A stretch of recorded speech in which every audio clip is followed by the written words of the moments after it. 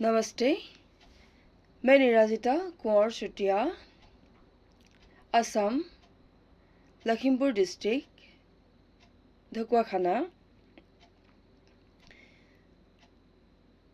मैं आप लोगों के लिए आज ऐसी सब्जेक्ट या विषय के बारे में बोलना चाहती हूँ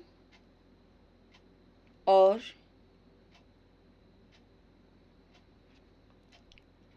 उसके बाद क्या करना चाहिए वो भी बताना चाहती हूँ आप लोगों को। मेरे प्यारे बालिकाएं, उम्मीद करती हूँ कि आप लोग अच्छे से रहें और आप लोग आपकी लक्ष्य में कामयाब रहें। आशीर्वाद करती हूँ हमेशा आप लोगों की इच्छा, अगर अच्छा इच्छा और अच्छा लक्ष्य में आप लोग कामयाब रहें। मैं बालिकाओं के लिए समाज में संघटित होने वाला कुछ घटनाएं के बारे में जागृत या ज्ञान देने के लिए आई हूँ। आप लोग मेरे कहना हुआ ध्यान से सुनेंगे। सुनिए मेरे प्यारे बालिकाएं, आप लोगों को ऐसी विषय या सब्जेक्ट के बारे में बोलना चाहती हूँ कि आजकल इस धरती में ऐसा घटनाएं ज़्यादा होने लगी है जिसको बलात्कार या दुष्कर्म कहा जाता है, जिसके बारे में आप लोग क्लास 4 या 5 से लेकर क्लास 10 तक बालिकाएं के साथ ज़्यादा होती है। इसीलिए आप लोग उसके बारे में ज्ञान या शिक्षा देना चाहती हूँ ताकि आप लोगों को ज्ञान आ सके, क्योंकि आप लोगों की ज़िंदगी में ऐसी हरकतें या घटनाएं एक बार होंगे तो आपकी पढ़ाई जीवन में सफलता प्राप्त नहीं होती है। इसीलिए ऐसी बलात्कार जैसा घटनाएं आपके साथ होंगे तो आप तुरंत आपके आसपास रहने वाली से मदद मांगना चाहिए, या तो आप तुरंत घर आके मम्मी पापा को बोल के थाने में जाकर दरख्वास्त या कंप्लेंट करना चाहिए। तब पुलिस ने कानून के अनुसार उन बलात्कारों को या बदयुवक को कानून के अनुसार आजीवन कारादंड भी दे सकते हैं और सजा भी दे सकते हैं। अभी सुनिए मेरे प्यारे बालिकाएं, बलात्कार क्या है या किसको कहा जाता है। पहले, बलात्कार इस समाज की सबसे बुरी गंदगी आदत है। इसमें बलात्कार एक ऐसी कार्य है जब आप लोग घर से अकेले निकलेंगे, उस वक्त आपकी अकेले जाने का फायदा या सुविधा लेते हैं और लकड़ी लाने का वक्त बदयुवक या मर्द आपको प्यार से बुलाकर या फुसलाकर आपको पापी लेकर और नीचे गिराकर आपके शरीर के ऊपर गिरकर बद काम करे। और जब आप घर में अकेले रहते हैं तो भी वो बदयुवक आपकी फायदा उठाते हैं।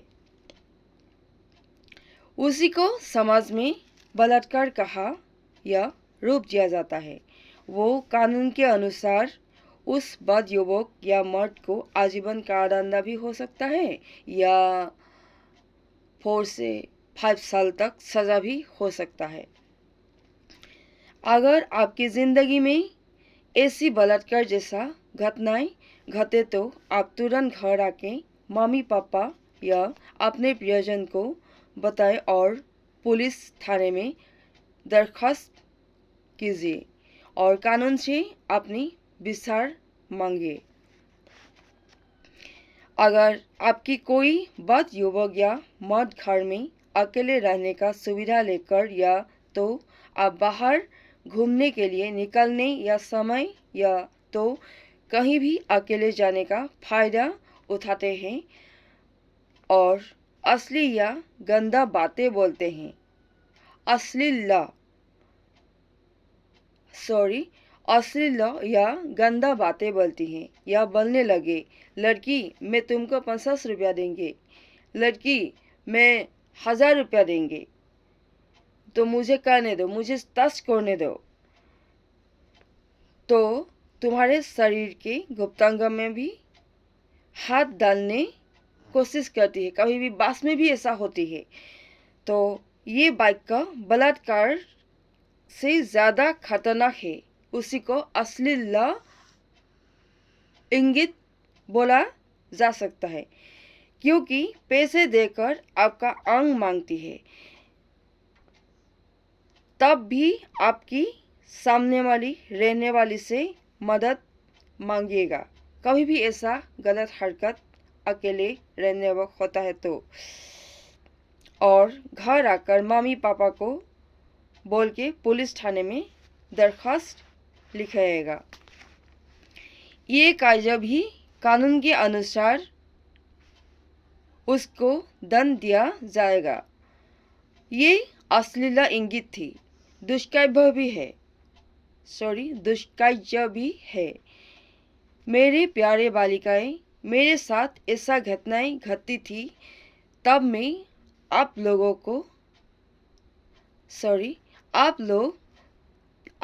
की तरह बालिका थी। तब मुझे इसी घटना के बारे में किसी ने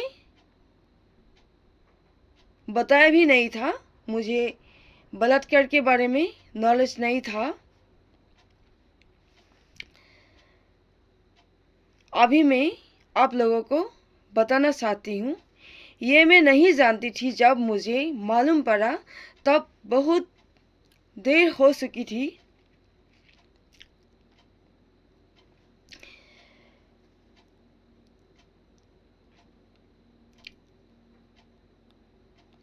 ये जो बलात्कार के बारे में मेरा भाषण है, ये मैं तब लिखी थी जब राष्ट्रपति सम्मानीय प्रणब मुखर्जी था, लेकिन अभी राष्ट्रपति द्रौपदी मुर्मू जी है और प्रधानमंत्री नरेंद्र मोदी जी है। मैं उन्हीं लोगों को भी मेरे अष्टांग से प्रणाम करती हूँ और दिल से स्वागत करती हूँ,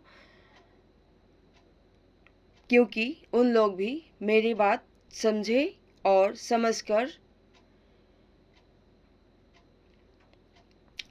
उन लोगों को पनिशमेंट के लिए जल्दी एक्शन ले सकते हैं।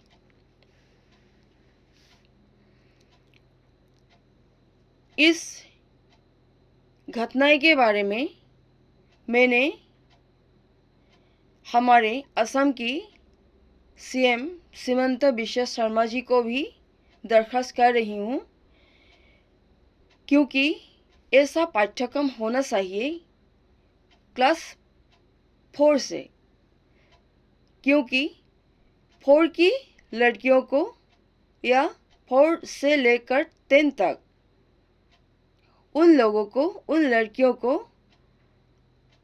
ज़्यादा इस बात पर जाना ज़रूरी है। और इसलिए मैं एक स्कीम के ज़रिए एक पाठ्यक्रम करवाना चाहती हूँ और मैं खुद एक बुक भी लिख रही हूँ, बालक बालिका के लिए एक कलम, क्योंकि हम लोग स्वरवर्ण व्यंजन वर्ण के बिना माँ शब्द नहीं लिख सकते। हाँ, एक साल में हम लोग माँ बोलते हैं, लेकिन ये जो माँ शब्द है, सर्वर्ण व्यंजन वर्ण के बिना हम लोगों को लिखना नहीं आता। इसीलिए मैं उस पाठ्यक्रम के बारे में आपको बता रही हूँ और मैं एक बुक भी लिख रही हूँ, क्योंकि शिक्षा के बिना हमारा जीवन अधूरा रहती है।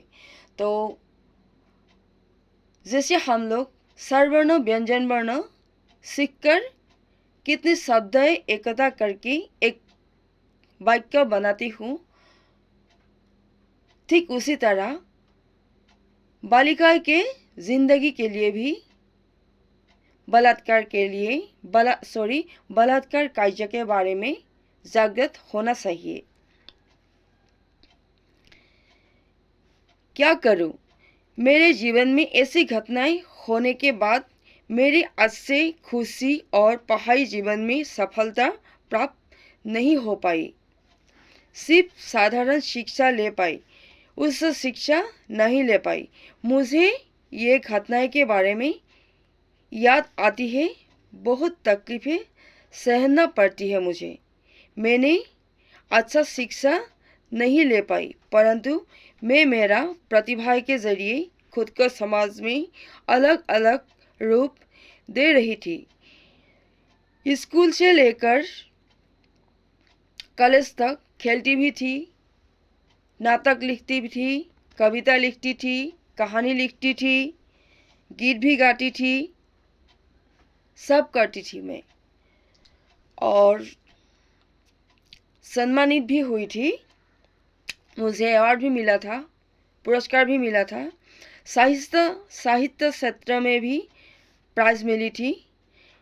जब एक बालिका की जिंदगी में बलात्कार होंगे तो उसकी जिंदगी बर्बाद हो जाती है। उसकी शरीर और मानसिक संतुलन खो बैठती है। उसको डॉक्टर के पास ले जाकर इलाज करवाना पड़ती है, लेकिन दिल में जो आग है वो डॉक्टर भी नहीं पूछ पाते हैं, वो मेडिसिन भी काम नहीं करते हैं। आप लोग अभी से खेलिए, नाचिए, गाना गाइए और आपकी जितने प्रतिभाएं हैं वो विकास कीजिए स्कूल से ही, बालिका से ही। आपके विचार के अनुसार लेखन के जरिए साहित्य क्षेत्र में सुंदर से सुंदर बनाइए, क्योंकि मैं जानती हूँ एक मैगजीन ने कम से कम 50 साहित्यकारों को जान देते हैं। इसलिए आप लोग अभी से लेखन के जरिए खुद को अच्छे साहित्यिक भी बना सकते हैं।